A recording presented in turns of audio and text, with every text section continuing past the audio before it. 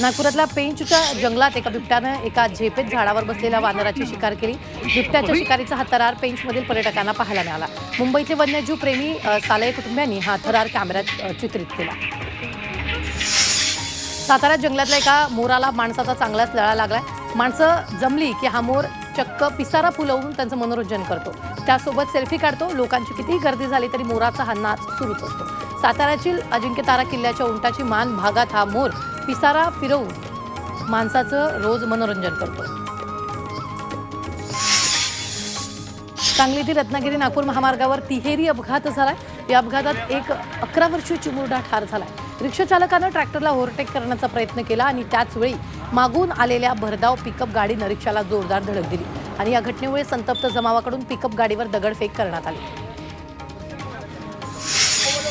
अकोल्यातील मूर्तिजापूर रोडवरील पीकेव्ही मध्ये कचरा आणि बांबूच्या अमृत नोनी गॅस्ट्रिन, अपचन, ऍसिडिटी, गॅस्ट्रबल ह्यापैकी तुम्हाला कुठलाही गॅस्ट्रिक प्रॉब्लेम झाला, उपाय एकच, अमृत नोनी गॅस्ट्रिन।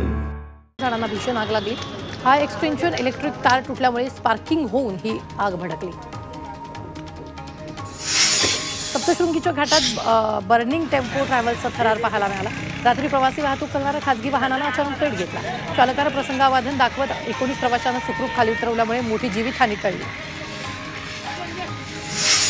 सोलापुरात तरुणीनं तलावात उडी मारून आत्महत्येचा प्रयत्न केला। घरात राहू नको सांगितल्याचा राग मनात धरून तरुणीनं स्वतःला संपवण्याचं पाऊल उचललं। दरम्यान सतर्क नागरिकांना आणि उपस्थित बोटिंग क्लबच्या युवकांनी तरुणीला बाहेर काढलं। उलरचा शॉक लागल्यानं 65 वर्षीय महिलेचा मृत्यू झालाय। भंडाराच्या सावरगाव इथं ही घटना घडली आहे। घरगुती काम करताना ही घटना घडली आहे। तुळसन दोनाडकर असं मृत महिलेचं नाव आहे। सांगलीच्या शिराळ्यात एका बॅगेत सापडलेल्या सडलेल्या अवस्थेत मृतदेह आढळला। कापरी फाटा ते सुर्ले वस्ती दरम्यान असणाऱ्या पुलाखाली एका प्रवासी बॅगेत हा मृतदेह आढळला।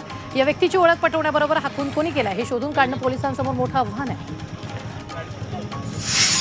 जळगावच्या सराफा बाजारात पहाटे दरोडा टाकण्यात आला। ज्वेलर्सच्या दुकानात चोरी करून लाखो रुपयांचं सोनं लुटलं। ही संपूर्ण घटना सीसीटीव्ही चित्रित झाली। यात 6 दरोडेखोर चोरी करताना दिसत आहेत। पोलिसांकडून त्याचा शोध सुरू आहे।